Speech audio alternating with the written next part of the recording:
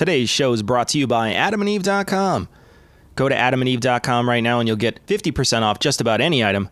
All you have to do is enter the code word GLORY, Glory, at checkout. Be advised that this show is not for children, the faint of heart, or the easily offended. The explicit tag is there for a reason.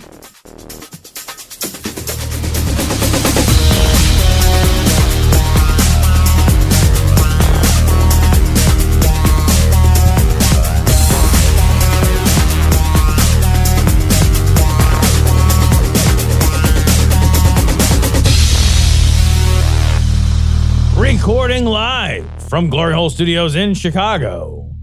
This is Cognitive Dissonance. Every episode we blast anyone who gets in our way. We bring critical thinking, skepticism, and irreverence to any topic that makes the news, makes it big, or makes us mad. It's skeptical, it's political, and there is no welcome mat. This is episode 489. Cognitive Dissonance. Cecil. Yeah. We are creeping ever closer to that magical, that mythical 500, my friend. We got something big planned for 500, it turns out. We are going to have special guests in studio. We are going to be having the Puzzle and the Thunderstorm crew in studio with us, but that's not it. The big news is that for our 500th show, yes, indeed, we're going to be having a pizza party for our patrons. Now we can't give a pizza party to all our patrons because we have a lot of patrons. That would be baller. That would be amazing. Guys. It'd be amazing. That would be baller. And if we had an infinite no, it still wouldn't work. Yes. The money doesn't work out no matter how you do that. Yeah. No. We're not Jeff Bezos. But what we can do is we can invite 30 patrons to Chicago on December 7th. And we will have a pizza party with them. Now, we have a lot of patrons. And we are pretty sure that 30 is going to be sold out if we were to just release those tickets. They would just immediately sell out. Sell out? What's the cost, Cecil? It'll be free, it turns out. What a great deal. Like you can't lose. You can't afford not to go, right? So it's 100% free. We're going to be giving our patrons pizza, beer, wine, soda, if they're non-alcoholics. They don't drink booze? Yeah. They can have water. They can drink water, I guess. Tap water here in Chicago is delicious, it turns out. It's weird. And we're going to be giving them free shirts and they're going to be showing up. We're going to have a great time. We're going to keep it small. And there's a couple of reasons why we're keeping it small. One is getting a giant venue is tough here in Chicago. But two, Tom and I want to actually have a chance to talk to people there. Yeah. If we were to get a 50, 60, 70, 80, even 100 people to show up at a place, chances are the most we could do is be like, hey, thanks for coming. Yeah, then it's like a wedding, right? Yeah. You're like, hey, so glad to see you. Thanks for coming. Shake my hand. I got to go anyway. Yeah.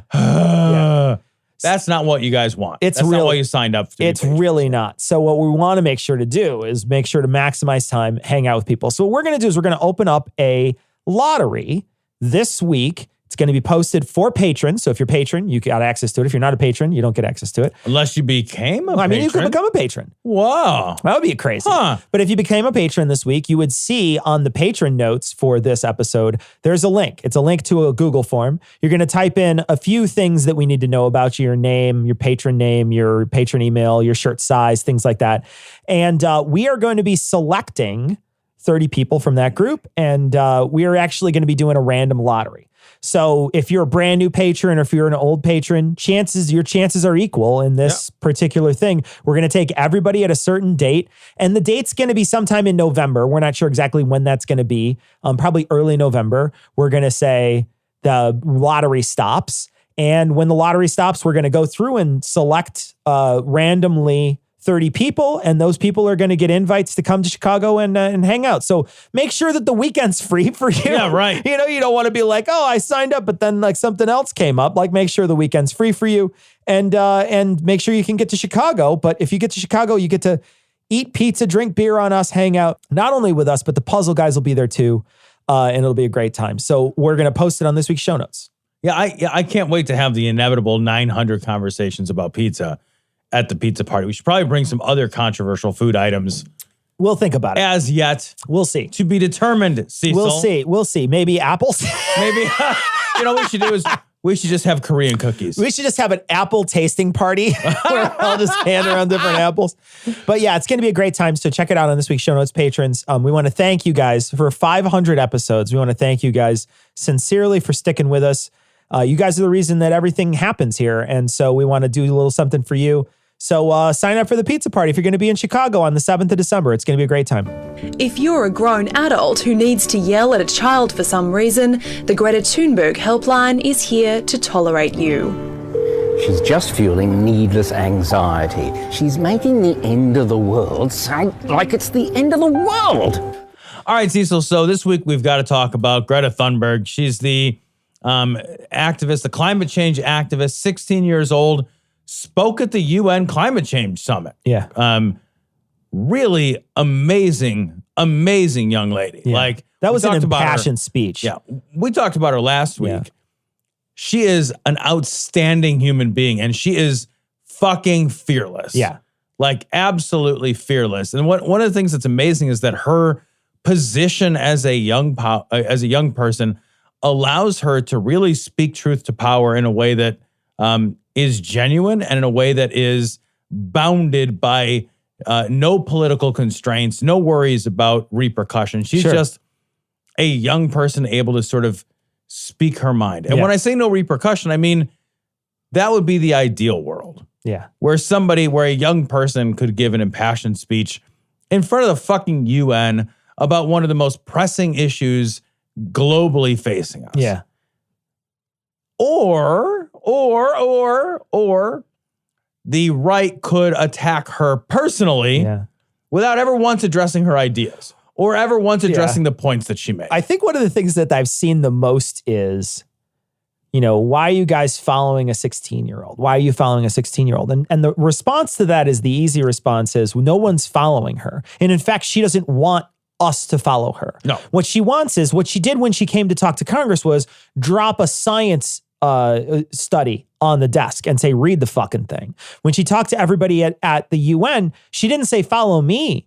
She said, do something about this. Yeah. This is your job. Do something about this. She's not saying follow me. She didn't come with like a 15 fucking step plan. She came with numbers, right? She did come with numbers and she said, you got to fucking lower some shit by a lot because you're shooting for 50% and 50% doesn't guarantee my lifetime. Right. So you need to do better than that. She did come with numbers, but she certainly didn't come with a fucking plan. Yeah. She's not like, Right. Oh, here's what Greta, I have this big fucking plan. No, she's just like pleading with adults to not fucking have such a horror hanging over her head.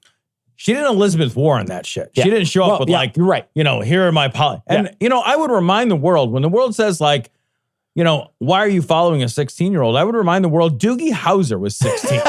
Okay? Doogie Howser, MD. You're right. MD. Was 16. Webster was like 41. Webster was like 60 and he was very small. So yeah. So I don't know. I would follow Doogie Howser. I'm just saying. It says MD. Yeah. So Laura Ingraham decided, well, what do I got to do? There's a lot of ideas here and some of them are scary. So let's attack the person with the ideas rather than the ideas themselves. Sure. Like all honest intellectual people do. Well, like whenever you're scared of an idea, find out who said that idea and hurt them. I don't have any problem attacking a person. Like, it doesn't matter. I do it all the time, right? I do it all the time. So it doesn't matter to me that she attacks the person. Like, she can do what she likes. But what gets me is the hand waving that she's using here. She's saying like, look at this little girl. Doesn't she look like it's going to be Children of the Climate Change next? And she plays a clip from Children of the Corn. A piece, by the way, that is clearly rooted in the biblical narrative, right? Where they're I know. That movie is about a religious cult gone wrong. Hey, Jesus, not a fucking crazy, it's Jesus. It's just Jesus. All the names are Jeebus names. Yeah, they're like all the kids. It's like Jebediah and Micah and Malachi, Stabby McGee and shit. I don't know if that's in there. Stabby McGee's the one who put Jesus on the cross. Or he's the one who stabbed him while he was up there. Pontius's buddy. He's the one who poked him with the thing and made him leak for a little while. But she's saying this and it's like, first off, you don't understand that movie's making fun of religious people who is like your base. Okay, so that's number one. But number two is, you're passing what she's saying off as sort of a cultish thing. And it's like, it's not a cult. All you'd have to do is spend 10 minutes reading about it and you would understand that that's not a cult. It's a consensus of, hundreds, thousands of scientists all saying the same thing. There's no cult. Yeah. There's no cult. It's a cult of reality. Yeah. Well, and the problem is that they want to pass it off as laughable. They want to pass it off as oh, that's not a thing that's happening. Oh, I cannot believe that there are still deniers, especially after Alaska's been on fire forever this entire year, right? They've had hottest 5 years on record. Yeah, hottest. And then also look at Australia, how like fucking horses are dying in the fields. There's no more like Arctic ice cap. They're just like melted. Like everything is fucking melted at this point. And it's but they are still calling it a fantasy. They're still denying it. And I just don't know what the fucking benefit of that is, right? Other than to just be right. Other than to just say I'm right and you're wrong. I don't know what the benefit of it is. Because there's no way, I can't imagine that she's like pocketing money from like a big oil or something like that. I think this is at the heart of conservatism itself, which is to resist change. Right. That's the heart of conservatism. Sure. I think that that's a mindset that some people have that is deeply rooted in some processes, some cognitive processes, which are not subject to scrutiny. I really think that that's the case. Yeah. You said like we make fun of people all the time. We do because they have bad ideas. Sure. There's a difference here. Yeah. Like being dismissive of an idea because the person who said it is the wrong person to have said the idea. That's a stupid fucking way to think your way through the world. And that's what's happening here. It's like this person's 16, so they don't deserve my time and energy. Well, okay, well, what do they say? Well, they brought this report written by a bunch of people who have fucking doctorates in this. Oh, well, the report. But the problem is that if you dismiss the report because of the messenger who handed it to you, you never got to the report. Sure. That's a problem. That's a problem. Yeah. But conservatives have a mindset by nature. It's the heart of conservatism to hold on to things, to be resistant to change. Yeah. If you attach science to a personality and then attack the personality, then you've de facto attacked the science. Right. That's not true at all because that's not how facts and science and reality work. Sure. But if you are the kind of person who conflates ideas with facts, because they're two different things, and if you conflate ideas with facts with people, then the easiest thing to do is to go after the people. Yeah. At this point, they're saying something like, we're going to reach, if we don't do anything, 8 years. Is when the tipping point is over. It's like, that's it, period. And then there's no point in 8 years. 8 years is if you don't do anything. And if you start doing stuff really, really hardcore, you might be able to push that out farther and farther and farther and farther. You've already reached tipping points that we've never reached before. So it's already a new normal, right? There's already a new normal. Right, yeah. We're not going back to the 60s. You're not going back to where the way it used to be. Right. So you've got to try to halt it as best you can, as quickly as you can. And there's no push whatsoever at all in our government to do that. The world needs to say, all right, here's the deal. No more town halls, no more conversations. This is an emergency. We're doing this FDR style. The world is on fire. Everything is broken. It's got to get fixed. So we're just going to do some shit now. Yeah. Everybody gets on board the fucking train. Yeah. It's big projects. It's big ideas. You're either with us or you can fucking shut the fuck up. Emergency measures all aboard. Like, here we go. Because if it is 8 years, if that's the case, if it's 8 years, we're not getting shit done in the next 18 months. Yeah. No, you're cutting it off for between now and then. It's 6.5 years. 6.5 years. You don't have 8 years. And if you made the decision to do something, you still got to fucking put hammer to nail. Yeah. You still got to do the work. Yeah. So you don't have 6.5 years. Now you got 3, 2. It takes time to physically do the thing. We're not the only ones who do stuff. Yeah, I know. You know what I mean? Like, we're not the only ones who do stuff. So maybe we lose 18 months, but there's people all over the world that can act on this. Everybody needs to everybody needs to act like their ass is on fire. Yeah.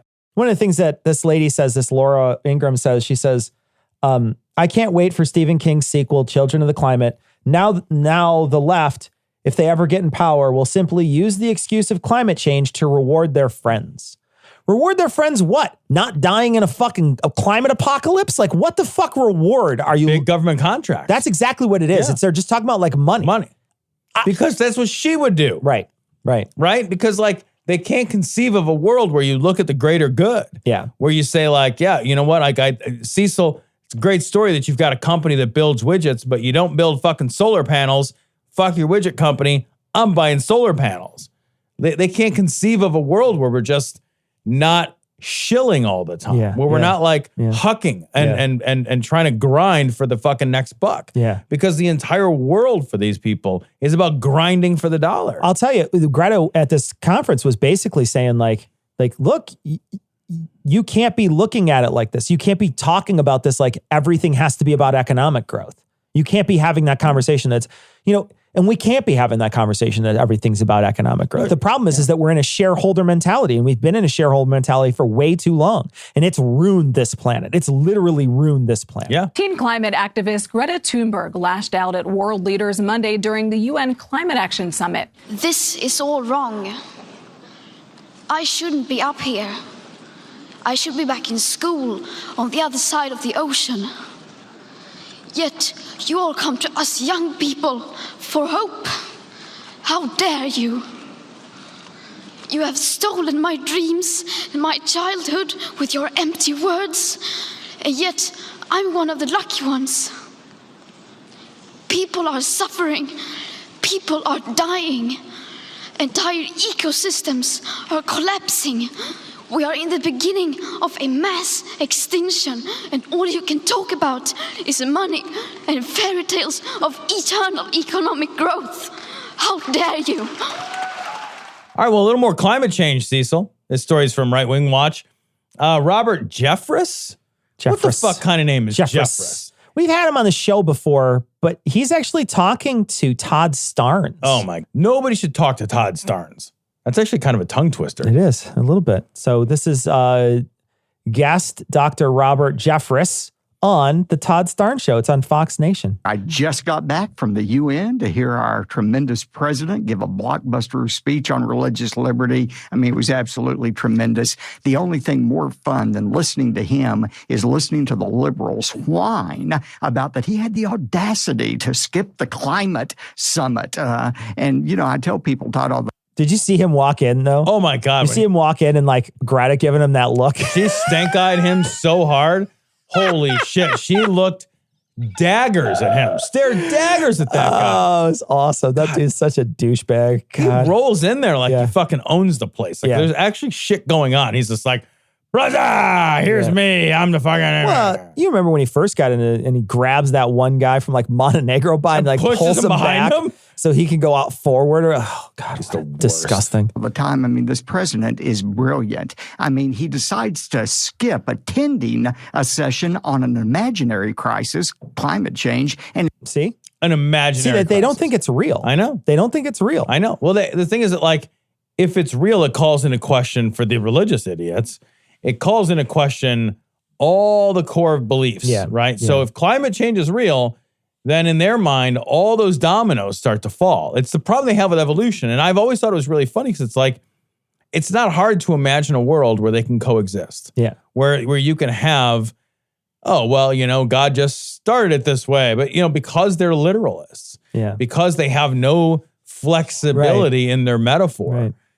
They've painted themselves into this terrible intellectual corner. It's the literalists that have the problem. The watchmaker ones or whatever are the ones who can adapt a little bit and make their God feel a little more like a watchmaker. It's better. Right. You know what I mean? Because if you're like, yeah, he just started the spinning and now it's up to us and he started evolution, but that was after that just went with the way it went and whatever. Right. That's actually, there's a lot of religious people believe evolution is true. A lot of religious people believe evolution is true. It's just the nutters, the literalists are the ones that are like, no, there was a boat and there's a lot of stuff on that boat. And it's just like, he put a tortoise from the Galapagos Island on a boat in the Middle East. With a polar bear. You say that one more time out loud. Oh, he didn't put a polar bear on. He only put one kind. So a bear, one bear, and then the bears left. And within 2,000 years, they all became different bears. Wait a minute. So when you have an animal which undergoes a series of physical changes. They do believe that. I know they believe in what they call microevolution. Yeah, they believe in it. Yeah, because remember the short neck giraffes we saw at the Ark Park? Well, they started off short and stumpy. A little stumpy there. And then they got taller to match the fossil record. I mean, because it was... That place is amazing. My favorite was the shellless turtle, and it took us a while to figure out what it was. Yeah, the walk because we thought it was a poo monster. Yeah. We're like, is that a poo monster? We didn't know what it was. I just stared at it laughing. I couldn't stop laughing. Weird turd marsupial. I didn't know it was so weird. And then finally we realized it was a turtle without a shell. Like it got off and it was like, Jesus, I feel naked. I need to go to the store and buy something. And they just somehow found a shell. I don't know. Well, they can't even be heroes on the half shell without it. Can't be The heroes.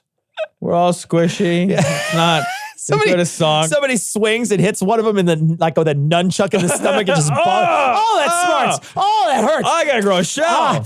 I think you broke her. Oh, that hurts. I quit. You can just do whatever you want, Shredder. God. Whatever you need to do, Shredder. You just do what you need to do. I am not going to oppose you anymore.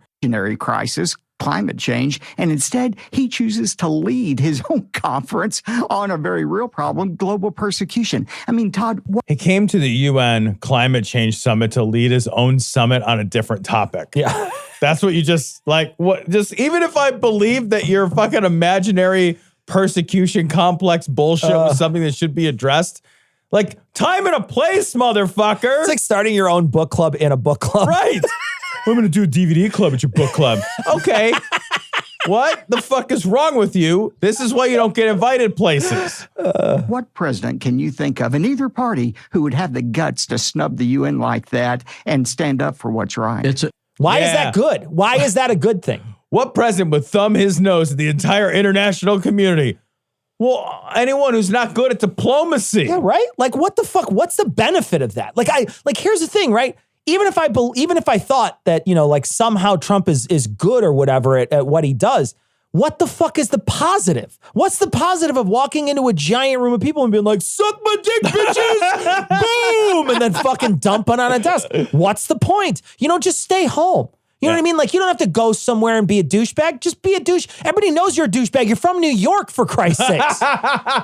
Everybody knows. So just stay home, fucker. Like, you don't have to go there and be an asshole and, be an asshole to somebody's face. Right. You don't have to do that. Like, that doesn't help us anyway. I don't know. Like, does your paycheck go up by $1 because he's an asshole at the UN? Wait, yours didn't? I checked mine. What the fuck possible thing could it be? Well, to alienate all the world's leaders. Maybe he watched too many reruns of Boy versus World and was like, I'd like to be that boy. Yeah. I'd like to be versus the world. He is. Yeah. At this point, the only people we're not versus are our lifelong enemies. Look, it's a fair point you raise. And this whole global warming, tree-hugging fiasco, I mean, there's just, again, nothing to it. And as you point out, they may as well hold a commission hearing on the Tooth Fairy or Bigfoot. Sasquatch. Yeah, and look, nobody's arguing. Look at how fucking smug he just looked when he looked around like, haha, Sasquatch. And then he turns to the camera like, oh, I just made it funny. That is a ridiculous human being. Like, he is so happy with himself despite looking like that. This looks like a guy who needs help carrying a gallon of milk. Right. Yeah. Like, that's what he looks like. The kind of guy who writes his own name in his underwear. We ought to take care of the environment. I mean, Genesis 1 and 2, we need to cultivate the earth and keep it. But God said he created the environment to serve us, not for us to serve. It's like you said. This would upset the apple cart. Yeah. And so it ruins their whole narrative. And so now they've got to say, well, there isn't anything happening, even though like you can't stand outside for more than X amount of time or whatever in certain parts of the world. Well, yeah, remember, the thing is, climate change brings about incredible extremes too, like flooding and droughts and the crazy fucking winters we've been having. Like you were saying, we had warnings this last winter not to talk outside. Yeah. Because it was so cold. Yeah. Talking was dangerous. There was a part last year because nobody here is prepared for it. Now, if we were prepared for it, it wouldn't be that big a deal. But none of us are prepared for it. We don't have those things that you plug your car in. Like we don't have those like plug your car in overnight the types block of things. heaters. The block heaters and the things that just like make sure that everything goes like, so it's not, you can get in the morning and not die, you know? Right. So we don't have those here. And so, or you might have them, but very few of them. Right. You have to dust them out every few years. Cause before every few years was when you would need it. You wouldn't need it every year. You know, there'd be a mildish winter. You get a lot of snow here and there, but it wouldn't be, you know, it wouldn't be a million below zero. Right. This last year, there was several days where it was below, like ridiculous below zero, and below zero to the point where you were saying like you own a couple cars, none of your cars started. None of my cars would start. And you had to get like extra like batteries and try to get places. And it was just an impossibility to do anything. Yep. There's other places in the world I was looking at. It was like India this year had this heat wave that was absolutely murderous this year. It was terrible. It was India terrible. Yeah. That's a different kind of The terrible. thing is like, it's not like they're not used to hot. It's just so hot that was like, it was like beyond their comprehension where they're like, no, this is really fucking hot. And Australia too, it gets hot down there all the time, but it's getting so hot that it's like getting unbearable. Yeah. And you're going to get to a point where like literally you can't, like you won't be able to like live outside for several days or weeks at a time in certain places of the world. That's just going to be a true statement. You're just not going to be able to do it. It'll be like that Twilight Zone episode where we're getting closer and closer to the sun. Yeah, Like it's just like heating up to the point of where your body just can't do it anymore. Yeah, your body just won't be able to do it. Yeah, once you get to a certain point, your body's like, fuck it. And there's only so much like refrigeration we can do, right? There's only so much of that we can do. Well, and that causes problems. Like that accelerates everything. Thermodynamics is such that like you can't make cold without making more heat. Yeah. Yeah. That's just how that works. Right. So, serve the environment. And look, you know, this Greta Thunberg, the 16-year-old, she was warning today about the mass extinction of humanity. Somebody needs to read poor Greta Genesis chapter 9 and tell her next time she worries about global warming, just look at a rainbow. That's God's promise that the polar ice. Oh my fucking So you know God. what, Greta? Here's the thing. A fairy tale is going to save you. Yeah. A fairy tale is going to save. A grown man just told a young girl that a fairy tale is going to save her. Well, and it's funny because she called out, using those terms, she called out the fairy tale of eternal economic growth. Yeah. Right? And that's what this guy's protecting. Like, he's protecting, I think, his worldview. But I think the reason he's on the Todd Starnes show and the reason the conservatives want to push back against this is they want to protect an economic engine that they've sunk all their fucking money into. Yeah. They have all their money tied up, you know, collectively speaking. They have all their money tied up in an economy that looks like this. Sure. And if the economy changes and starts to look like that instead, well, all their investments go to shit. Yeah. You know, none of that makes any sense anymore. Well, I can't have that. Yeah. So instead of saying, well, that's not going to work for me and I might lose some money and maybe I made some decisions that were short term and not long. Instead of acknowledging that, what we'll do is pretend that it's not real. We'll deny the reality of the world because it's incompatible, just like the Christians. It's incompatible with our fundamental tenet, with the very way that we look at the world and think about who we are in it. That's crazy. Yeah. That's so narcissistic. It's unbelievable. Well, The world doesn't operate the way I think it does because I don't like it. I can't believe that there's so many people out there that believe this stuff and that are, that would totally deny the science like that. I think that they're just brainwashed by this group of people, right? By the conservatives. They're just brainwashed in a sense that they're just like, oh, well, you know, and they think we're brainwashed. Like that's the thing is they think we're the suckers. Of course. We're the suckers. Right. Because they've figured it all out. But it's just, you're right. It's just a few people that are making a shit ton of this money. Because most of the people who believe this stuff or that are denying it, they're not making any money off of this. They don't care about this in that sense. Like I say, you're not going to get any extra money off of it. But what you will do is you will get support of all the people who are, and they will push your narrative as far as they can. And they want to make sure that you're like, whoever is on their side is hearing this stuff and is denying it just as much as everybody else. I know people who are hardcore conservatives. Years ago, they watched Al Gore's movie and they changed their mind. They became people who were like, no, global warming is a real thing. Global warming is a real thing. But years of this sort of thing has changed their mind again. And so now they're in the... Now they're back? They're back in the hoax. They're back in the denial? Back in the hoax stage.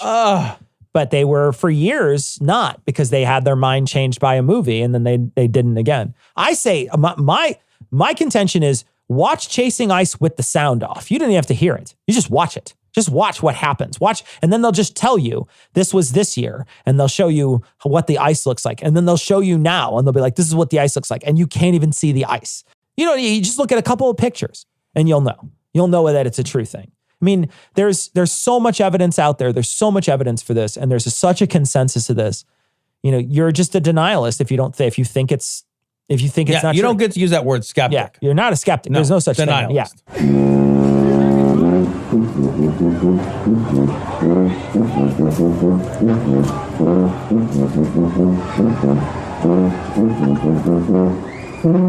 When the family tree has no branches. So Cecil, I love this story. This story is from pinknews.co.uk. Marching band trolls anti-LGBT university in the best possible way. So Baylor University is a private Christian college, and they've got a don't touch the wrong bits policy, right? Like they've decided whose bits you're allowed to fuss with. Isn't that crazy? Yeah. I wouldn't go to a school like that. I mean, I don't know why somebody would, but I mean, I think, there's plenty of like super conservative colleges like BYU. Yeah. Super conservative. There's that Wheaton College here in Illinois. Yeah. That's a crazy religious school. Liberty University. Is crazy one. religious. Yeah.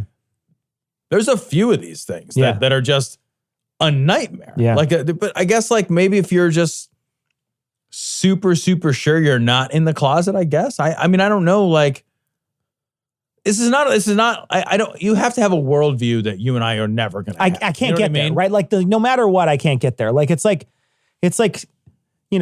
buying food at Chick-fil-A. Like, I won't do it. Like, I just won't do it. Right. I'm just like, I'm not going to go. Like, I know people are like, oh, the chicken is so good though, man. It's so good. I'm like, the chicken could taste like fucking orgasmic sex, and I wouldn't buy it. Right. I'd be like, sorry, not interested. Not hard pass. I'll do something else. I'll find something else. Soft pass in 20 minutes and hard pass. Yeah, it's fine.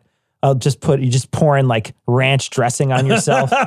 But seriously, like I'm just not interested. So like, but I feel like there are some people out there that, they can get there. There's plenty of people who went and, gave Chick-fil-A money when they did that day when they're like, I'm going to go to Chick-fil-A day to show your support. And they were lines out the door because there's a bunch of people out in the world that want to say, I'm allowed to hate gays too, goddammit. You can't take everything away from me.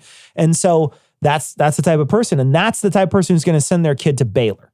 Yeah. Well, I was thinking too, like when you were talking, I was like, the part of the problem isn't like, well, I'm not gay, so it doesn't matter. It's like, I care about how other people are treated. Sure. Like most of, like as a fucking heterosexual white male, like most of the world's going to give me a free pass on most things.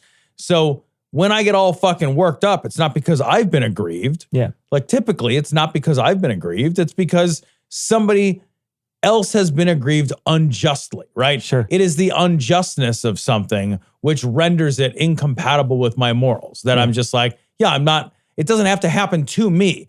But there's like a whole there's a whole different way of thinking that like, if it doesn't affect me personally, then I don't care about it. Yeah. That's cancer. Mm-hmm. That is a cancerous way of thinking. Yeah. That's a way of thinking that has, that you cannot be a good person and think that way. You can't be a good person and not have empathy. Right. It's just impossible. You can't. Yeah. It is incompatible with morals. impossible. You can't have it. Yeah. So, but I think that that's the way a lot of people do operate. Yeah, they sure. operate whether they think that way or whether they operate that way or differently, right? So they might think one way, but then when it comes to the hard decisions, it's going to be like, well, it doesn't affect me. And if it doesn't affect me, I won't be affected by it. In other words, I won't make hard choices. Oh, I got a free ride to Baylor. Well, Baylor is a school that, unjustly disqualifies LGBTQ people from attendance. And so, they have but I got a free ride. Yeah. So free ride's a free ride. So I'm going to take that free ride because I will be better off and they're not discriminating against me. So many people would do that because when the rubber hits the road, it's about what's good for me, not about what's actually right and wrong. And it's also too, I do find that people who are on that, like that spectrum, right, that do that sort of thing, they do pay more attention when they're exposed to it, right? So there are some people out there who will, I got mine, I'm good, whatever. But if one of their kids comes out gay it does start to change their mind. Yeah. You know, once they're personally affected by it, it changes their mind. Once their circle somehow has, you know, one of these people in it, they start to think about it differently. But it takes actual confrontation. It takes an actual, somebody's got to be in front of them in order for them to actually act on it. Because if not, they're always going to think of them as the other. They're always going to just wave their hands and be like, I don't care about those people. I don't give a shit, you know? Yeah. And it's either I don't give a shit or I actively hate them, right? Those are the two options, right? But you got to personalize it, right? Yeah. You got to personalize it. Yeah. So this is pretty great. So Rice University, they have the Marching Owls, by the way. I think that's great band. Fucking great awesome. band name. I would watch them if they were an industrial band. I wouldn't just, it's just not just a fucking marching band. I would watch it if it was any kind of band. I would just watch a bunch of marching owls. I would too. Like that would be an amazing thing to see. You could train some owls to march? Like I want a series of march. Like I want David Attenborough to narrate it. So when they paraded onto the field in Houston, they waved a whole shit ton of pride flags, non-binary flags at a football game between the schools. And then they played fucking YMCA. It's fucking killer. Just take that, you fucking bigots. By the way, YMCA by a marching band sounds amazing. I'm going to play the clip here. I think it sounds great.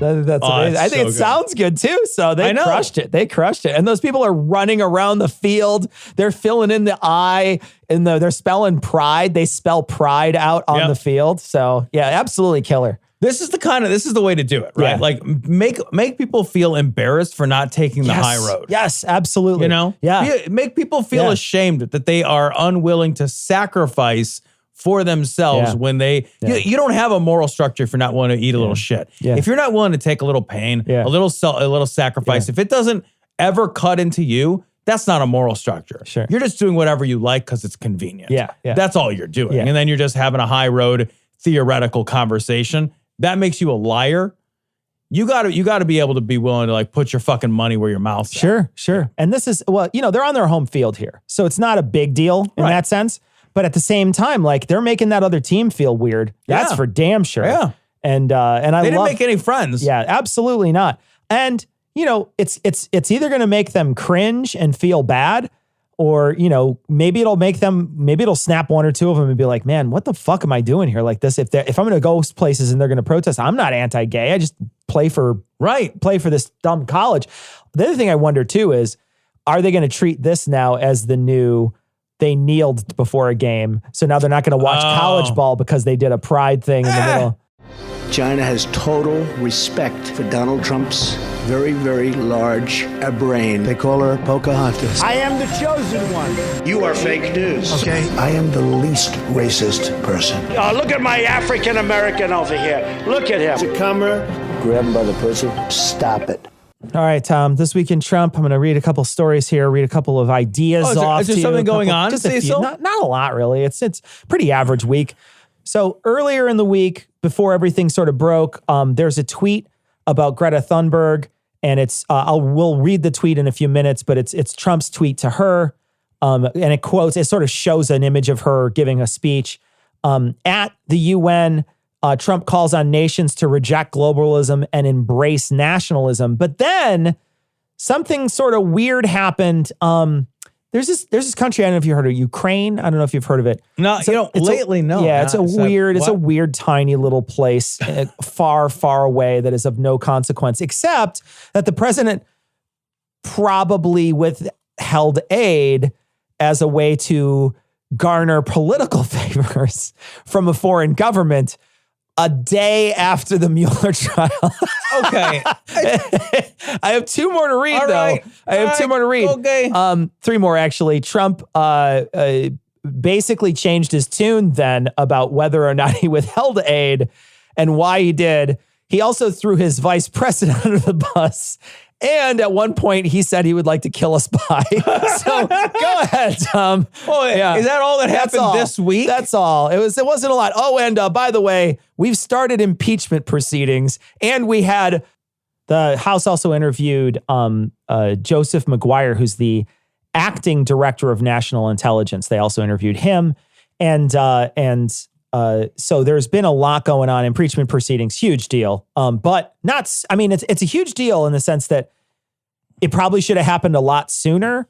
But it's actually happening, which is a big deal in comparison to what happened before, which was we kind of knew that he did pretty much the same thing with Russia, but we didn't do anything about it. Yeah, I think, I've listened to a bunch of podcasts about this, and I've read a fair number of articles. And one of the things that keeps coming up is the Ukraine story is just simpler for the people, simpler for the American people. Because the story goes a little something like this. He got on the phone with the newly elected president of the Ukraine and said, hey, we're real important. We help you more than anybody else helps you. Meanwhile, he's withholding an amount of aid is worth about $500 million. Yeah, I mean, Ukraine's a tiny country. Yeah. Like their whole gross they're a big country, but they're a small population. Economically, they're the poorest country in Europe. Okay. So they're a poorer country than Monrovia or whatever. Like they're a tiny little country. Their whole GDP is measured in the tens of billions. So $500 million is a huge, it is a massive sum of money. And it's military aid. And it's important it's military aid because they're at risk of being taken over at any minute, right now by Russia. They are frenemies with Russia right now. Yeah, and hard without the fr on the front of that. Yeah, there's no fra in front of that. Yeah, things are not going well. Yeah, Russia's been doing a cyber campaign against them for years, and they've occupied Ukrainian territory. Part of it, and they've done a lot of crazy shit. Yeah. So $500 million worth of military aid is on the table. It's pulled back and paused. Then he has a conversation with him where he's like, hey, so nobody helps you as much as America helps you. Europe doesn't step in. It's pretty much just us. I need you to do me a favor. Yeah. And get in touch with my personal attorney, Rudy Giuliani, and the Attorney General of the United States, Barr, and look into the corruption of my political enemy, Joe Biden's son. Those are things that happened this week, or the things that came out this week. Yeah, it happened in July. Yeah, it did. It happened like you said, the day after the Mueller report. A day after, yeah. Because he realized that there were no political consequences. This story is so much simpler. That's exactly it, too, is that he just realized he's like, no, nobody can do anything to me. Yeah. This is a guy who said he could shoot somebody on Fifth Avenue and it'd work out. And this particular thing, I love some of the shit that's happened because of this. They accidentally emailed their talking points to Nancy Pelosi. Like, I don't know if you saw this. That, no. So the Republicans, created a whole couple sheets of talking points about how we need to spin this conversation our direction. We need to make sure that this conversation is spun in our direction. And they spun it, but they also passed off these talking points. And then she published them. She was just like, oh, by the way, I got these. That's amazing. So they sent them to her on accident. I feel like she is going to eat their fucking lunch. Yeah. Nancy Pelosi is a sharp human being. And I feel pretty strongly like she's been sitting on her hands and waiting for the big fuck up. This is the big fuck up. This is so hard. And he came out and was like, all right, fine, release some version of some version of the call. No. And the call came out and you're like, do you hear you? That's worse than we thought it was. It's so much worse. It's like, it's the mob. It's like, nice country got there. Be ashamed if something happened to it. Anyway, you could dig up some fucking dirt on my buddy here, huh? This fucking guy's gonna run against me. You better fucking find something about him or I ain't giving you your fucking money, huh? That's exactly it. It reads exactly just like that. Exactly it. Yeah. It's unreal that this is happening right now. It's like, you all the people are clamoring for impeachment are like, on a silver platter? Yeah. Really? Well, and the thing is like they supposedly did a sort of test the waters with the Senate, and they found that if they did an anonymous ballot in the Senate, they would have enough. They would have the votes? They would have enough. I worry that Mitch McConnell will block the Senate from actually voting on it. Yeah, that's possible. Because he's he's a fucking cock blocker extraordinaire. Like that's his whole thing. And, I do want to point out too, like during Watergate, Like Nixon was reelected during Watergate. Like Watergate had broken and Nixon was reelected during that whole thing. So that scandal didn't stop him from being reelected. Yeah. So I don't want people to think like just because they're going through these impeachment proceedings and just because this stuff is sort of coming to fruition now doesn't mean that it's going to cost him anything. And you still have to vote. Yeah, you still have to vote. And not only that, like understand that most people who hear this that are his supporters don't think this is a big deal. Yeah, it might even rile the base. Yeah. It might even be like, oh, you're attacking my buddy just because he wants to have a buddy conversation with his counterpart in Ukrainian. Yep.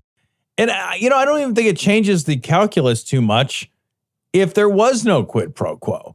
At the end of the day, asking a foreign leader to interfere into our domestic policy and to help subvert the fucking election. That's what? Yeah. We can't allow that. Remember when like Obama was president? Pause and remember that. I know, just fondly. And there was all these like, oh, he's in bed with the Muslim Brotherhood. He's in bed with it. And that was the fucking rallying cry of the right? Oh my God, he's in bed with foreign countries have a kind of sway over the politics of America that is unreasonable. Well, he's asking, what's out loud and everything right now. Yeah. Do we not care about that? Well, we do. And we would have cared if it was Obama too. We would have been like, what the fuck? Like, if there was any evidence at all. And the same thing goes for this Biden thing, right? Here's the thing, like, if there's evidence, then I know that they've done some investigations in this already. At least several major news outlets have already done investigations and haven't found anything, right? But if they did do an investigation and found something, great. Who fucking cares? Like, I don't have any I'm not married to Biden. Right. I don't care. And I wouldn't care if it was Elizabeth Warren or Bernie Sanders or any of the people that are in the top. If you're corrupted and you're shitty and they do an investigation on you and they find out you're an asshole and you were corrupted, then get rid of you. Yep. I don't fucking need you. I don't care. But I think there's a very big difference. Is like they only care about corruption. They only care about people that do the wrong thing when it's the other side. They never care when it's their side. They're always constantly projecting. And then when it is somebody on our side, they're like, oh my God, you got to get rid of him. What are you doing? You got to get rid of him. And then we're like, we agree. We're like, yeah, let's get rid of him. No, he's awful. Fucking he's corrupted or she's corrupted. Let's get rid of him. But then the moment something like that happens on their side, no. Oh, no. It's not that. It's not what you want. It's not what you wanted. Yeah. But I don't want any corruption. I want to investigate everybody. Wait, how much? And the thing is like, it turns out that people get mad when you say stuff like that. When you're like, no, I want to investigate Democrats. Fuck that. I don't want, I want zero corruption. That's what I want. Right. I want to reach fucking zero corruption. Yep. And if I can't do, and there's no way to do that by just protecting my side all the time, because then that empowers them to do shit like this, because they think that when they're in power, they can do this shit. Yep. Should never fucking come like that. It should always be that you're always looking over your shoulder because you're going to get fucked if you do this. That's how it should always be. But instead, we're starting to get to this point where we're starting to protect our own side. There's this weird tribalism going. I don't want to protect my own side. I want my own side to work for me. I don't want to work for it. Yep. Yeah. The whole issue about whether or not Biden acted improperly is entirely, and this is important, is separate from whether Trump acted improperly. Oh, yeah. Right? 100%. I don't care if Biden flew on an airplane to the Ukraine and killed somebody. Like, that is not an excuse for the president to enlist the aid of a foreign government to meddle in our goddamn election. Sure. Right? That's not, that there's a process. Yeah. This is not that process. If Biden behaved poorly, if Biden is a shithead, if Biden protected his son who had shady business dealings or whatever, if any of that happened, all of that should be investigated, but it is an entirely separate issue. Yeah. You can't go two wrongs make a right. No, absolutely not. You teach that to little kids, really little kids. Yeah. You teach two wrongs don't make a right to. Yeah. Because it was true. If it's true when you're 7, it's true when you're 70. Sure. Absolutely. I totally agree. But I also think like anybody on my side that does anything wrong and there's a possibility of an investigation and they actually did something wrong, sure, let's investigate them. You know, because here's the thing. You don't know until you actually do the investigation. Is that what an investigation is for? Turns out. It's to investigate? To find things out that you didn't know ahead of time? Huh. Weird. Well, so, all right. So we know that aid was withheld. So aid to the Ukraine was withheld. That's not at issue, right? So, but Trump's rationale for why he withheld the aid has already understandably changed. So here's a clip of this. This is what CNN put together for this in particular. We want to make sure that country is honest. It's very important to talk about corruption. If you don't talk about corruption, why would you give money to a country that you think is corrupt? One of the reasons the new president got elected is he was going to stop corruption. So this is the second. Now he's going to play the second clip. This is the second day. So that was the first day, was against corruption. My complaint has always been, and I'd withhold again, and I'll continue to withhold until such time as Europe and other nations contribute to Ukraine, because they're not doing it. It's the United States. We're putting up the bulk of the money. And I'm asking, why is that? So the difference in the two is, one, the first day he's talking about corruption. The second day he changes his tune to, I withheld it because other people weren't giving money. I love the second reason. It's my favorite reason, because it's not like he withheld it until Europe paid in too. Right. If that were true, we'd still be withholding that money. Yeah. You're just like tickling it a little just to see if he'll respond. Like, let me just rub at the tip a little bit and kind of let me wet my finger and fucking give it a swirly. Yeah, yeah. Are you kidding me? Yeah. What the fuck? Like, well, I would Wait, hold that does it again. something? Oh, let me write that down. Wet finger, give swirly. You're gonna swirly? Not the ear. Counterclockwise. Counterclockwise. Ladies, I want you to send me a message. Counterclockwise or clockwise? Is this a donut Danish? It's a donut Danish issue. It's a donut Danish issue. Oh, that's hilarious. Yeah. So yeah, no, you're right. It's like it's the exact. Yeah, but they don't. They didn't give any money after the fact. They're just like, so you're like, that couldn't have been the reason, because if that were the reason, you wouldn't have given the money. Right. Because that still hasn't. He's like, I would do it again if the same preconditions, which are current conditions, are like, what the fuck is wrong? Get the fuck out of here. And then I want to play this. This is Trump talking after the fact. This is him at a private event, and they play this. They recorded this. Somebody recorded this, and it's fucking amazing. But basically, that person never saw the report, never saw the call, meaning never saw the call, heard something, and decided that he or she, whoever the hell it is, sort of like almost a spy. I want to know who's the person that gave the whistleblower, who's the person that gave the whistleblower the information, because that's close to a spy. You know what we used to do in the old days when we were smart, right? With spies and treason. We used to handle it a little differently than we do now. Oh, how do we handle it? Yeah. How do we handle it? We used to kill him, it turns out. Oh. Yeah. Or at least impeach him. So I love a guy that talks exactly like a mobster. Right? Like all the time. We used to do something a little different. You know what I mean? You know, we used to say, hey, forget about it. And then we come back and we light their fucking face on fire. Why don't you go ahead and get in the car? We can go for a little ride, huh? Hey. We'll sort it out. We'll figure it out when we get there. Take the cannoli. You know what I mean? And if you want to take the cannoli, you can go to adamandeve.com, type in Gloria at checkout, get a bunch of extra stuff, free shipping, and 50% off almost any item. Gloria at checkout, adamandeve.com. So I want to talk about this other thing here. This is a tweet, Greta Thunberg's tweet or Thunberg's tweet. He afterwards, after her impassioned speech, she basically said, you know, like we're at a mass extinction at this point. And she was like on the verge of tears giving this speech. Yeah, she was really impassioned. And he tweets an image of this, like a video of this, and he says, quote, "She seems like a very happy young girl looking forward to a bright and wonderful future. So nice to see." Well, yeah, it's a bright future because we got rid of the ozone layer.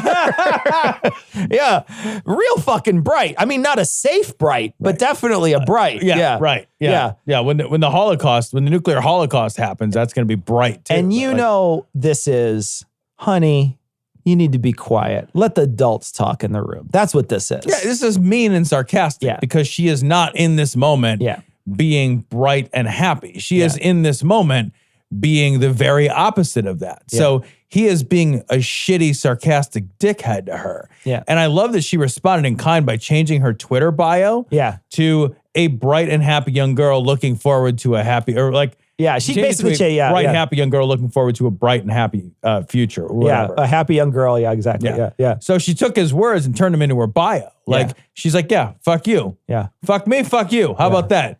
The other thing too, and I just want to remind people of this, and I know it's something that is so overblown with this president that we seem to forget. But think about how unfucking presidential it is. Oh my God. You know, he acts like this all the time, and we seem to forget it. And it feels like this is like the new normal, but this is not normal. These people this shouldn't be the way in which we communicate. You know what I mean? But like, do you remember at his rally when a baby cried? And he's like, it's all right, I love babies. And the baby cried again. He's like, nah, I'm kidding. Get that baby out of here. Yeah. Like, it's not surprising that this is how he behaves. There's a guy who mocks disabled people in front of us. It's not a surprise. I know it's not. It's like, it's so wrong. Yeah. It's so unbelievably wrong that like, it strains your credulity to see it. Yeah. And the last thing is, there's two things here. This is just crazy. One, he throws Pence under the bus, but I don't know. You also heard him say that Nancy Pelosi's no longer the Speaker of the House. Did you hear this one? What? No, she is the Speaker of the House. What are you saying right now? What is going on? I read the news every day. When they look and when you see what's happening, people are really angry at Democrats. They're really angry at the Democrat Party. And things like, as an example, drug pricing, getting drugs down, things like gun safety, infrastructure. The Democrats can't talk about that because they've been taken over by a radical group of people. And Nancy Pelosi, as far as I'm concerned, unfortunately, she's no longer the Speaker of the House. Thank you very much, everybody. What does that even mean? It's not how any of this works, by the way. As far as I'm concerned, you're not even here, Cecil. As far as I'm concerned, I can fly. The Speaker of the House is the Speaker of the House. You have no say in that. Like the House is the one who makes that decision. You know what? Yeah. You're fired. Wait, what? I don't work for you. I said you're fired. That's what I do. I've lived my whole life just firing people. Pack up your shit and get the fuck out of here. But this isn't even your workplace. I hope you don't even work here. But he said that this week, and then he also tweeted out something like all caps, we need to like protect ourselves against the Democrats. I'm sure you saw this one too. Yeah. And then he also threw Pence under the bus. This is the weirdest thing. So this is from the Raw story, but I checked and it's real. And I had to double check it because I'm like, the Raw story, but like, yeah, all right. So here's what he said, like in this press conference, quote, and the Democrats did this hoax during the United Nations week. It was perfect because the way it takes away from the tremendous achievements we've taken care of doing that we're involved in New York at the United Nations. I think that's a sentence. Oh, yeah. Impeachment for what? When you have a wonderful meeting or you have a wonderful phone conversation? And I think you should ask for VP Pence's conversation because he had a couple of conversations also. But the word is, well, why would you do? Hold on, I gotta pause. We gotta stop there. Why would you? Why? Like if you? Why? I can't. Why would you do this? Why would you be like, if you hate me, you'd hate my good buddy. I'll tell you what, you think I fucked up. You should see what my fucking partner did. Cop finds the pot down your pants and you're like, you shouldn't look in my buddy's pants because he had way more pot than I did. I bought it from him. He sells me the pot. All right, now we're both going to jail. I think that's how that worked. I thought if I did something wrong, but you did something wrong-er, then I didn't do a wrong thing. So, Tom, right now, our sponsor, AdamandEve.com. And AdamandEve.com, I just want to mention, if you like to fuck. If you don't. Really? Yeah. But if you like to fuck and you like to get fucked, AdamandEve.com is a great sponsor for this show because they provide oils and lubes and things to fuck with and things to get fucked with and things to put on stuff and things to put under stuff, things to put around stuff. I mean, you basically can pack that shit in airtight wherever you want. And the nice thing is with the code GLORY at checkout, you won't get fucked on the price. Exactly. Because you get 50% off almost any item at AdamandEve.com. You get a ton of free gifts. You get free DVDs. There's something for you, something for her, something for both of you guys. No sex swing right now. Yeah, no sex swing. But free shipping. Free shipping. You get to swing it out to you that way instead. You get free. All you have to do is enter GLORY at checkout. You'll get all that stuff. And fucking has never been so fun. Right Wing Watch. Dave Daubenmire, the devil is using Billie Eilish to steal our children. This is Dave Daubenmire. Billie Eilish Eilish. Dave Daubenmire. Dave Daubenmire.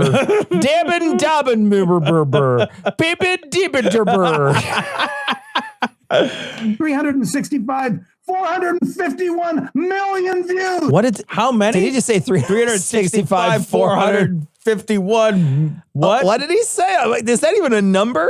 451 million views. Nope. That's not a number. 365, 451. Is that like a football play? Like what the numbers? Business and numbers. 365, 365, 431, Mike. You see that? Folks, the devil is out of the bottle. He's out of... Was he in a bottle? He was a genie. The devil, Christina Aguilera is going to come out. I'll tell you what, if the devil's a genie, I will make some wishes, bitches. What the fuck? I will rub that thing. What the fuck? I'll rub myself on the devil. Are you kidding me? Of the bottle, and our children are watching it. You with me? No, Wait. Nobody is with you. The devil's out of the bottle and our children are watching it? What did the devil come out of the bottle? Is he like coming out all weird like a Nine Inch Nails video? He's like moving all strange and like fast and slow, and it's black and white, and there's like a horse head in the corner. For some reason, there's like maggots eating a raccoon. Just like, what is fucking what? Devil, will you just decide to get in or out of the bottle? Look, I'm not heating the outside of the bottle, devil. You got to decide. Either you're in or you're out of the bottle. He like comes out and he's the shape of the bottle. He's like a cartoon, just like... It's like one of those old Popeye cartoons where Popeye gets put in the bottle and his face is a bottle for the rest of the episode. Understand what's going on? Do you understand why we're playing patty cake in church and arguing over the rapture and not the rapture and over once saved, always saved, while we're inside the church fighting back and forth over meaningless drivel over... Yeah. Oh, you don't have to tell me twice, Dave. Yeah, right? Yeah. Jesus. Here's what I'll do, buddy. I won't go. I promise not to think about it anymore, Dave. How's that? Hebrew and hermeneutics and end-time theology, the devil is stealing our children.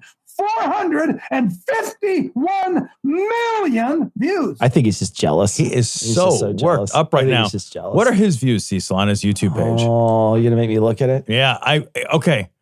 Real quick. Over under 451 million. What's the... I don't know what your thought is. Before you navigate over, I'm going under. That's why I'm going to go. How much though? Okay. 451 million views. They're mostly 400 to 500, Tom. Yeah. So he's jealous. Significantly less than Billie Eilish. A few less. Yeah. But I don't know. Maybe that's undeserved. Yeah.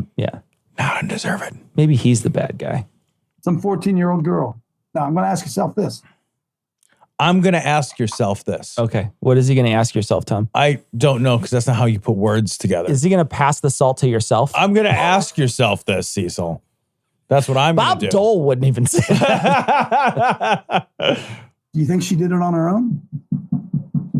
Is somebody pounding on the door? He's pounding on his desk, and you also hear a Windows notification here. Do you think she did it on her own? You think Billie Eilish came up with this idea on her own? The idea to sing songs? Well, she certainly had a lot of fucking people to look at in the world that also sing songs. How fucking condescending is that too? Right? Where you're just like, did you think of that? Did you think of that all on your own, or did the devil help you with it? Right. Or like, is it also possible that, like, let's be real, like nobody does anything entirely on their own? Yeah. And a lot of things happen because of a series of like happenstance, talent, work, and connections. Sure. Well, that's more complicated than the devil. The devil. Unless the devil is your agent and he does all those things for you. All right, you got that. Yeah, right. I want the devil to be our agent for cognitive dissonance. Hey. Holy shit. Not only is it great marketing for the devil. It's true. But it also would help us out, because then you could do the rub his belly and get 3 wishes or whatever. What will be your first wish? First, obviously more devils. More devils. That's sorry. I mean, there would not be an empty hole in Glory Hole Studios if we just filled it with devils. You think this imagery and these songs and these videos? You think she just kind of did it on her own in her basement like me? No, of course not. No, she has 451 million. She had a record contract.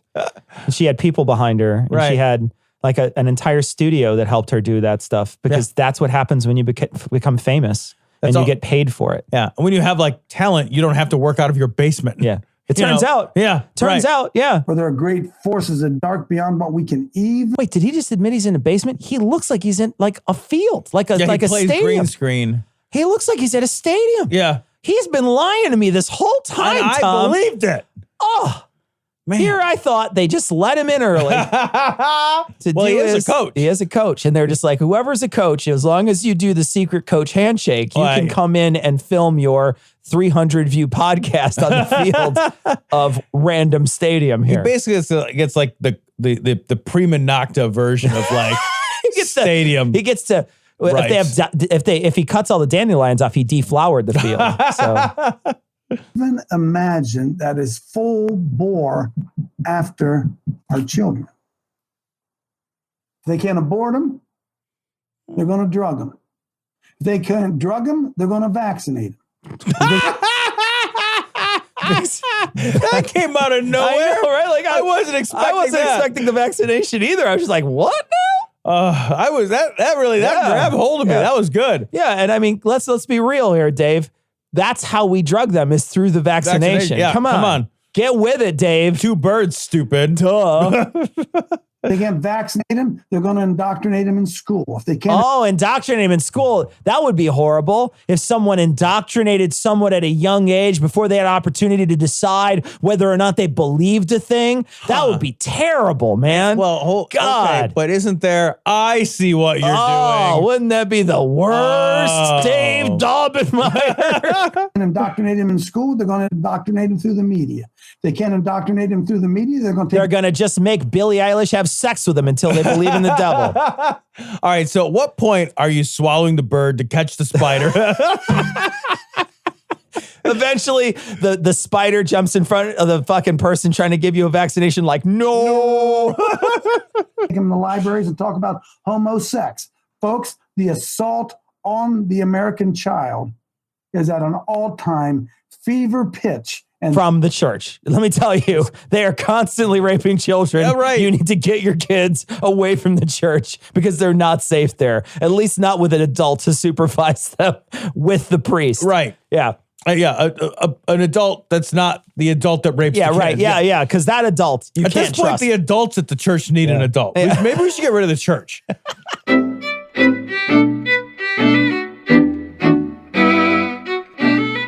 So we want to thank our newest patrons. Of course, we want to thank all our patrons, and we want to invite all our patrons to go to this week's episode on Patreon. And if you're going to be in Chicago on the 7th, join us for a pizza party here. But we want to thank all our patrons, the newest patrons, specifically Jeff, Sloppy Nut Blaster, and Garrett. Sloppy Nut Blaster is the winner of the mug this week. So Sloppy Nut Blaster, send ian@dissonancepod.com your address and where we can ship a mug to you. You want a citation needed mug. That means you have to download at least one of the shows. Got a bunch of mail. We got a message from Jan who said that they really liked us talking about the 1619 New York Times special issue. The date 1619 is for the first Africans arriving in the English colonies. They were in Spanish-controlled Florida over 100 years earlier. So we did talk a little bit about what the 1619 referred to, but yeah, it was in the English colonies, which eventually became America. We got a message from Katie who said that Mary Kay is absolutely MLM.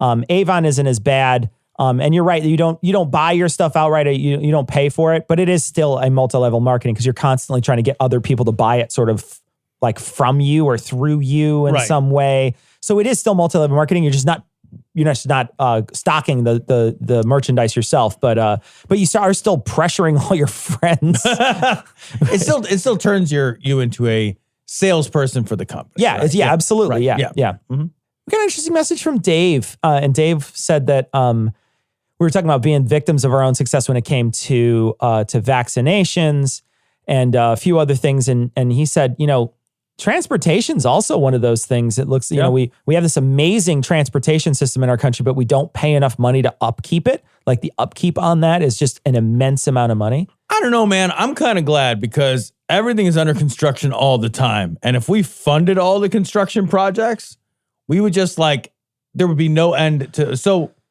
what? I'm kidding. You'd never move. I'm kidding. You'd never move. It is amazing how bad the roads have gotten in the last 10 years. Like the roads have gotten, in some places they're dangerous to drive through. Like the potholes, the waviness, the craziness. Right. When I drive, it's a long drive for me to get from my home to the city. So I drive through a lot of different areas. I drive through expressways and suburban side streets and city side streets. So kind of get like a nice flavor of the whole thing. Sure. The last few years, the wintertime has been buck fucking wild driving. Yeah. Like the roads are just wavy and full of ice and crazy. And here in this part of the country, we experience the biggest shifts. So we get ultra cold, we get a lot of wet, we get it super hot. And so we constantly have, the roads are constantly moving and shifting, and we get the worst potholes out here because of the plows that go by and they tear up the concrete and whatnot. You go down to, down south, and I've had this experience when I've been on interstates in other places in the country. And when you're driving, painted on the interstate, on the interstate itself is a exit, but it'll say this is the lane. On the lane itself, it'll say for 65 or for 71 or whatever. You're driving and it's this is the lane you want to be in for that. It's super useful, but I also realized we could never do it here because of the plows. You could just never do it here. We got a message from Jeff, and Jeff wanted to tell us that he is a jeweler, a custom jeweler by trade, and he was excited when we talked about the topic of jewelry and gemstones, and he said that one of the things that you can do instead of buying gemstones that are mined is they are creating gemstones in the lab now that are almost better, if not better, than the almost as good or if not better than the mined gemstones, and they're cheaper and they're ethical. And he said, you should just buy those. He's they're really good and they're really great and they don't exploit people. And that's awesome. Another option we didn't touch on last time is to buy jewelry used. If you always insist on buying something new, you're always getting a freshly created or mined diamond. But there is a tremendous amount of used jewelry out there that can be repurposed, the stones pulled out of it. Jewelry has a terrible resale value. So if you want to get a good rock out of something, you can buy it cheap, have the rock pulled out and have it re-custom mounted. That's another good option. Somebody already bought it, so they've taken all the sins from that thing being exploited. That's a good luck diamond because all the bad luck is out of it. Bad luck's gone. That's why they sold it, guys. They sold it because it was bad luck. And now you get it. It is sort of funny to think about, you buy used jewelry. It's somebody doesn't love someone anymore. Hey, I bought you this because best case scenario, it's a corpse diamond, right? That's it. I just don't get jewelry. For me, jewelry, and my wife and I, both of us, we're just not jewelry people. Into it. Yeah. We're just not jewelry people. So the only time I ever bought my wife diamonds was when I proposed to her, and then after that, we've decided. She's even said to me, I don't need that. She doesn't care about it. So it's we never. She doesn't own any diamonds. She doesn't own any expensive rocks. She has a few pieces of costume jewelry, and that's exactly where she wants to be. She's just not that. So it's not even a thing that would ever affect. I wouldn't buy a fucking chemically made diamond either. I'm just saying it's not a thing I would buy. But some people like those things, and they could buy them, or they could just fund blood diamonds, whatever they want to do. It's your dollar. You make your own decisions. Got a message from Jeff who said that BioShock Infinite happens to have a lot of ties and parallels to early Mormonism. Didn't realize that. Although I did know they didn't like black people. So that does check. That does check. We got a message, Tom, from a Christian, and he's talking about weapons, and he's also talking about violence. Yeah. And one of the points that Christian makes is he says, while tools matter, I think violence itself is in fact a social problem. And I will say that, and I know you had several other points, Christian, but yeah, I totally agree that violence is a social problem. At the root and the systems, social systems that are in place that cause and exacerbate violence are the way to really solve those things. But the tools matter too. Yeah, he says while tools matter. Yeah, so we agree. Matter. We agree. I'm right there with you. Yeah, I'm right there with you because the tools are the thing you can fix first. And the tools are important because those big, giant social systems, they change really slow. Yeah. But, you get rid of the ammunition for the guns and people have to get stabby instead of shooty. Yeah. And it's a hell of a lot more work and it's a hell of a lot less efficient, which is why the military doesn't run around stabbing people anymore. Yeah. Yeah. I mean, there's a reason why we shift our technology to that. There's a reason why we shifted our technology to even just from muskets, like front loading muskets to cartridge weapons. Yeah. The difference in murdering capacity, if you look back then from the round ball to the Manet ball and then into cartridge weapons, the amount of damage that you could do with each of those weapons. Just go back and look at how deadly battles started getting, right? The moment, because Civil War, cartridges started coming out in the Civil War. The cartridge weapons started coming out in the Civil War. And those, think of if you don't have to reload every time, right? If you don't have to reload every time and you could just move a lever and insert another round in the chamber, that suddenly makes you 1,000% more deadly on the battlefield. It just does. And we know this because, look at what happens in China when somebody has a machete and they wound up hurting 10 people. And look at what happens when someone has an AR-15 in a school in our country and they kill 20 people in 30 seconds. It's so funny to me because I've heard a number of times people say like, oh my gosh, this AR-15 is a great home defense weapon, right? But I'll concede that point. And then I would follow up and say, well, why is this a great home defense weapon? And then they would be forced to say, well, it's really good at killing people. Yeah. Right? Oh. Yeah. Well, then we've admitted that this is a particularly well-suited gun for killing people. Yeah. It either is a great gun for home defense because it's good, particularly so, at killing people, or it's no different than any other gun. Right?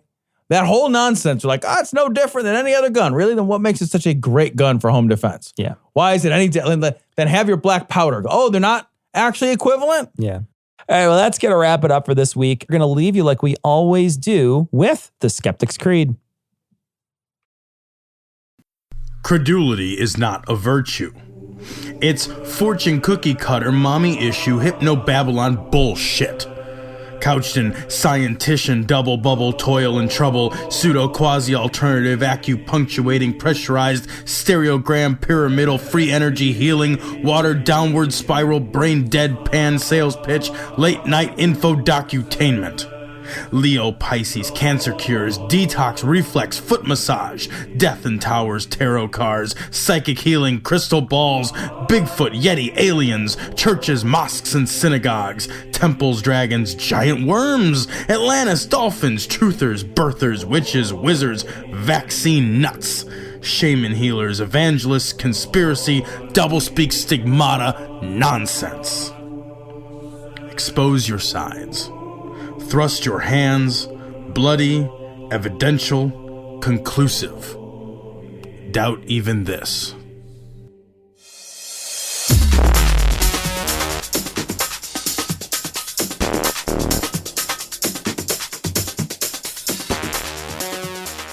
The opinions and information provided on this podcast are intended for entertainment purposes only.